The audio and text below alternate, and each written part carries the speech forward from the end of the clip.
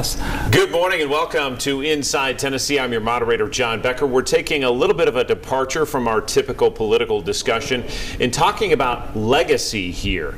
Not just legacy in politics, but legacy in land and conservation. It's what we like to call the conservation conversation on Inside Tennessee. We're glad you're with us. And also with us is a man who knows it well, Bill Clabo. He is the head of the Foothills Land Conservancy and has been for years now. We'll talk about the 40 years of celebration in your tenure. We're glad you're here. Thanks, John. It's a pleasure to be here and glad to tell our story. Terrific. We'll get to it momentarily. First, our panel. Eddie Smith is a former lawmaker, state level, and also a Republican. Glad you're here. Good morning, John. Glad to be here. Good morning. Don Bosch, Democrat, and has a legacy as a lawyer in town. I hope it's good. Thank you, Don. Good to have you, Don. Bill, let's talk about Foothills Land Conservancy, its purpose, its mission, and what you've done there. Well, thank you, John. It is a pleasure to be here. We're 40 years old, as you alluded to earlier. Our mission is to preserve, protect, and enhance the properties of the foothills of Southern Appalachians. Now, we've kind of expanded. We're in 7 states now, every state except Mississippi and Arkansas that borders Tennessee. We work with farmers. We work with people who own mountaintops. We work with men and women who own property and help them protect their property in perpetuity. And typically, what does that look like, that protection? There's 2 really good tools. One's called a conservation easement, that I'm sure Don is familiar with, and that's a contract between the land trust and the individual, and it's specific to each property, but it spells out what can and cannot happen on the property in perpetuity. And just for a little more detail before we get to the second, but what do people typically want to see on their property when they come to you and say, we want to do a conservation easement? Well, most people reserve the right to build at least 1 house. Some will do 2 houses, but they reserve the right to farm it. They reserve the right to cut timber on it. They reserve the right to recreate on it. It's really a tool that's a lot more flexible than most people think. And then the second form is what? A fee simple donation. We get several people that donate us their property, some that we have agreed to keep in perpetuity. We have 510 acres up on Bluff Mountain. We have 200 acres in the city of Townsend that will be donated to Foothills at the death of the individual, and we will manage that property in perpetuity. I want to bring in Eddie and Don to the discussion. Yeah, so I assume that one of the purposes that you all try to foster, and I've seen this before in other areas. John and I, we just talked earlier, we were in Wyoming where the conservancies are used frequently, but it's to keep big development out and to use the land more for its natural resources and beauty and keeping it as it is or as it has been in Appalachia. Is that an accurate description of your experience? Yes and no, Don. It's really that individual's choice, so it's not our choice. We give no government funding. Those individuals come to us and we work with them to protect that land. Some of the land is in very remote areas, but they love that land. I worked with a farmer this past week in Blount County. The farm had been in their family since 1792. The farm in Townsend that I talked about has been in that family. It's a land grant farm. So it's not necessarily that big grab from your big developers, but it's also the love of the land that those individuals have. Well, and just to follow one question, do you ever run sort of afoul or get into competition or league maybe with different kinds of zoning restrictions that may occur if the property is even zoned, for rural, for agricultural, for commercial? Do you ever have problems with that issue with governments? No, we do not. Okay, good. And I equate what you're doing, just for everybody out there that's listening this morning, is to what the old lumberjacks used to do, which is when they would come in and cut a forest, they'd plant trees so that it was there for the next generation. Really what people are doing is preserving the integrity, as Don was mentioning, of this land, not necessarily for themselves, although they will enjoy it, but it's for the second, third, fourth, generations to come, so they can see that natural beauty that still exists, so that what Don was talking about isn't overdeveloped, correct? And that's correct. And once that easement is on the property, it's there in perpetuity. It's attached to the deed. And that property can be donated, it can be sold, it can be bequested, but that easement stays with it. We hear a lot about federal land and state land that is protected. What would you guess in terms of private land, or maybe is under a conservation easement in East Tennessee? Is there a rough acreage estimate, or just how popular that John, is? I do not know. Okay. We're in about 50 counties in the state, but we go as far west as the Mississippi River. We've got a track right on the Mississippi River, an active working farm in the Mississippi River. And I want to talk specifics in our next block, but give us one that really stands out to you. You mentioned a couple of farms, but is there one that you think is sort of a signature of what you do best? Well, I'd go back to a name you mentioned a while ago, Earl Worsham. Yes. Mr. Worsham and Margaret have a 250-acre conservation easement with us on top of their mountain up there, is one. And then we've got a working farm in Von Orr, Tennessee, that's right beside the Kahidi development, 400 acres, the Black family that are working farmers. And I think those are two great examples of what conservation easements can do. We've got to take a quick break on Inside Tennessee. Back with more of our conversation with Bill, and we'll also show you his website and the Foothills Land Conservancy website for more information on that. Also, stick with us.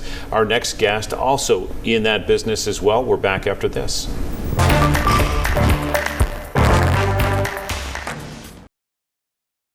We're back on Inside Tennessee. I want you to take a look. This is the Foothills Land Conservancy website. You can see 200,000 acres plus, more than 500 conservation partnerships.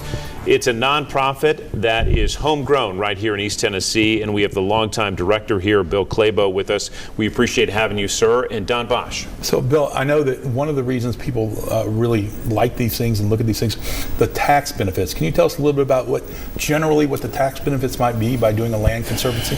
Yes, basically that person donates the development rights to us, and you have a basis of your property, and then you have the highest and best use. That number between those is the income tax deduction. You can reduce your adjusted gross by 50% over a 16-year period. So if you're making $100,000 as your adjusted gross, you'd be paying income tax on $50,000 rather than $100,000.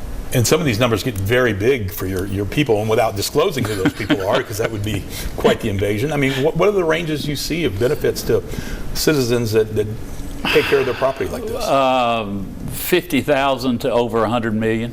Wow, so it's significant. Yeah. And our former board chair, Bob Van Hook, said it the best. Bob's got about 300 acres on Watts Bar Lake, a mile of lake frontage. And Bob said, I'm going to protect my land, but that tax deduction is icing on the cake, which is pretty important. That's great. And there's been a lot in the news, especially with some things that have happened federally about nonprofits, because they've been so reliant on government funds. You said you all don't receive any. How are you all funded into perpetuity to continue this work? Private donations. We have fundraisers, but also we have a lot of people that just donate money. We get a lot of the minimal distribution as it comes this time of year, and a lot of the fee simple properties that are given to us, they give us the right to sell it. Now, we put a conservation easement on it before we sell it, but that's a very beneficial factor as it relates to our income every year. And in comparison to other states, how would you rate Tennessee in terms of conservation and the way it's protecting its land? We hear a lot about farms disappearing in Tennessee in particular. How would you characterize it? Oh, that's a good You're question. a former lawmaker. You have the inside John, goods. we're going to talk about that, remember? I asked John not to talk about that. I don't know.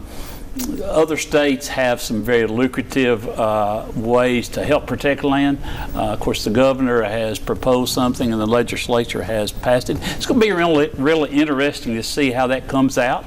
I volunteered my services. So far, they've not been accepted to help form that policy. So it'll be interesting to see how that comes out. Is that something that's going to be considered in the upcoming legislative session, you think? No, it's that Farm Preservation Act, I see. the $25 million that the governor and the legislature passed. But so far, they've not promulgated the rules. And there's a group in Nashville that's doing that. And again, I've offered my services. The devil will be in the details. Really? So, You and Eddie would know better than most. Listen, you let the lawyers in the room and you never get them out. I'm not volunteering to be in that room. So when you look ahead at your future work, what's on the horizon most immediately and then in the long term? Well, one of the things we'd like to do, I think we've done a great job preserving and protecting, but we'd like to get more into the enhancing of the properties that we have conservation easements on, working with those people to help them improve their land to more conservation values than they have when the easement was put in place. That's both short and long-term goals. Yes, yeah. Anything else that you think people should take away from our discussion about your organization? I think one of the things that we would like to see more of, we see a lot of people that have no heirs, or they have heirs and they don't trust their heirs. So we see several people that are now starting to talk to us about giving us their property and us managing their property again in perpetuity. And that's something that we see more and more of every day. So if someone wanted to do, say, a planned gift like that, how do they reach out to you? Call me, 865-755-3883. They'll take that call, Eddie. So. Bill Clabo, we appreciate the conversation. Thanks for your work at Foothills Land Conservancy and for your time this morning. Thank you. Absolutely. We'll be back with our discussion. Legacy Parks Foundation next on the list. What you need to know about that group next. Thank y'all. Thanks. Welcome back to Inside Tennessee. Again, a departure from politics because we're talking about legacy here. And what better group to talk about legacy than Legacy Parks Foundation? The longtime executive director, Carol Evans, joins us now. In full disclosure, Carol, I've been lucky enough to serve on the board and appreciate you considering me. It's been a great group. We're going to talk more about it. Great. We love having you, but thanks for having me here this morning. It's good. It dovetails right into what we've been talking about. Again, Eddie Smith and Don Bosch with us. Carol, let's talk about, for people who are unfamiliar with your nonprofit, what Legacy Parks Foundation does. Yeah, we have three words we like to say: conserve, similar to Foothills, create public places, and connect communities. So we're really about really protecting our natural assets, figuring out highest and best use of them. And so we create parks, trails, river access, all of those amenities that kind of let you get out and play. And we talked to Foothills about celebrating 40 years. Legacy Parks celebrating 20 years. 20 years, crazy to imagine. Yeah, really 20 years of, and the evolution, I think what we've seen is the increased importance of outdoors as we grew, and sort of grew alongside that. And that's one of the foundational things that I want to talk about that's really come into being with the economic emphasis from this community on being an outdoor community. Yes. Legacy Parks has helped lead that way. Yeah, I think our work with the urban wilderness was sort of the linchpin of changing that, where we saw poor land, underutilized areas really turned into an asset, and we created that as a sort of a playground for the community, but then we saw people wanting to move and live near there. We saw businesses incubate around there. We saw people get a little swagger about being an outdoor town. We saw license plates from all over the region sitting in Baker Creek Preserve parking lot, and we saw, it was a very genuine impact, and then we began to market ourselves as a community because people were wanting to live in a place where you can be outdoors and have easy access. And we discovered that what is unique about Knoxville is that close to home opportunity. Chattanooga is great, but you drive an hour and a half to a trail if you live in Chattanooga. In Knoxville, you drive 5 minutes to a trail or a park. So we had all this. I think our work on the urban wilderness very early on, that was there. We didn't create a thing. All the ridges were in South Knoxville. And that was done by a bunch of volunteers, basically, because a lot of those guys are my friends and John's friends, and it was so wonderful to see what you guys did. But tell our viewers a little bit about sort of where the Legacy Parks Foundation, where you physically, the land is at. I know, I spent a lot of time in South Knoxville and the riverfront and the things you're doing, but give us sort of a geographic scope of where you guys are at. Yeah, we're really hyper-focused. We'll work in the region. We have a project in Bristol right now. We worked in Sevier and Blount and Anderson counties, but really hyper-focused on Knox County, and by accident, we sort of fell into managing small urban parcels. So we would have small parcels of land. The urban wilderness was a constant acquisition or donation of small parcels that you sort of aggregated. We've created 2 parks in Powell. trail, for example, on 10 acres and 11 acres. The Veterans Park that we just opened on the French Broad, again, 11 acres. So we've figured, kind of fallen into this niche of small parcels that are located in densely populated areas where people don't have time like they used to drive to the Smokies. So we sort of have very much focused on Knox County, but we can work in the region. All right, I know this is dangerous because parks are for you are a lot like kids, and no one ever wants to ask the mom which one's the favorite kid. What's your favorite park? Oh, yeah, you're not allowed to ask. You know, what I love is the diversity of parks. So I know where I want to go if I want to hike. I know where I want to go. We created an intergenerational playground up in North Knoxville, and it's purposely designed for adults and kids to play together.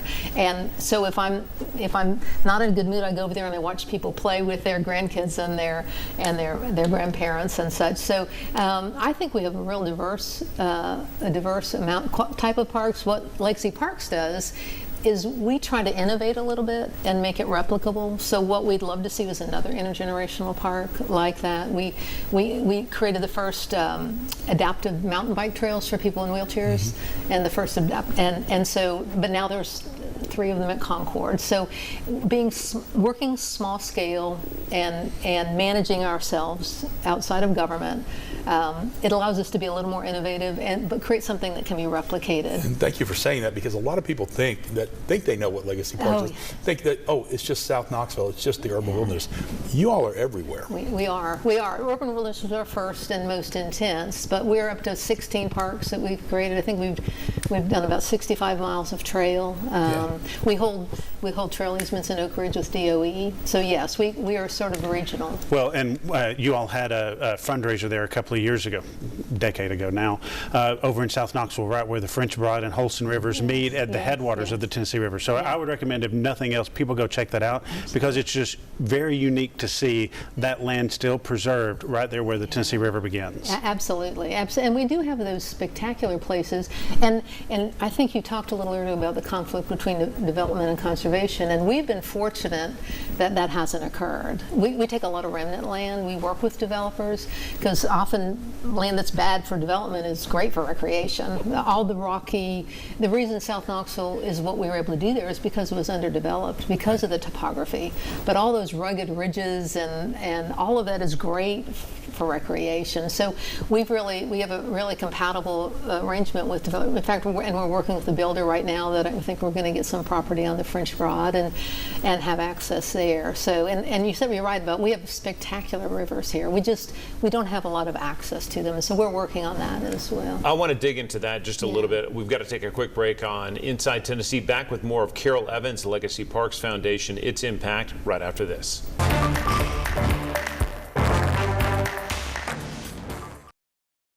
Back on Inside Tennessee, our guest is Carol Evans, the Executive Director of the Legacy Parks Foundation. And Carol, you touched on it before our break, but the efforts to open access to rivers in East Tennessee has been a critical mission of Legacy Parks. And one example of that is the Holston River, which is a gorgeous tailwater coming out of the lake there. But the ability to get on it with a kayak or a boat is limited. Explain that. Very limited. Yeah, we decided to focus on the French Broad and the Holston. They come together to form the Tennessee River, so they're very, very important.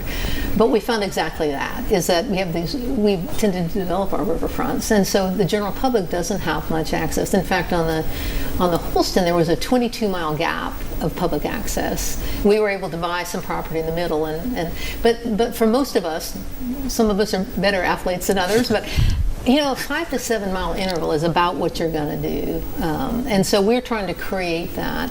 And what's wonderful right now is the state is sort of committed to that as well. So the governor has committed several multi-million dollars to promoting river trails and water trails throughout the state, and we're teed up for the French Broad to be one of the first with that.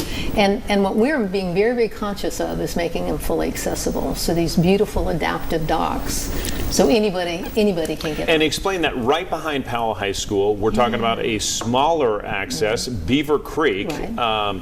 shout out to the folks who manage that, because they are extraordinary volunteers. But explain what you'd find there in terms of that adaptive dock and how it's been replicated.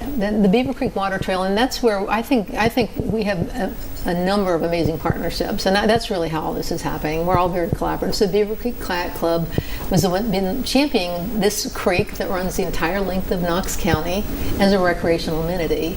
And it is, and it's great fun, but again, you need the access points. So we've been raising the money, and the mayor has committed funds to put these adaptive docks. So anyone of any ability has the ability to get on there. And what's wonderful about Beaver Creek, again, it's a close to home.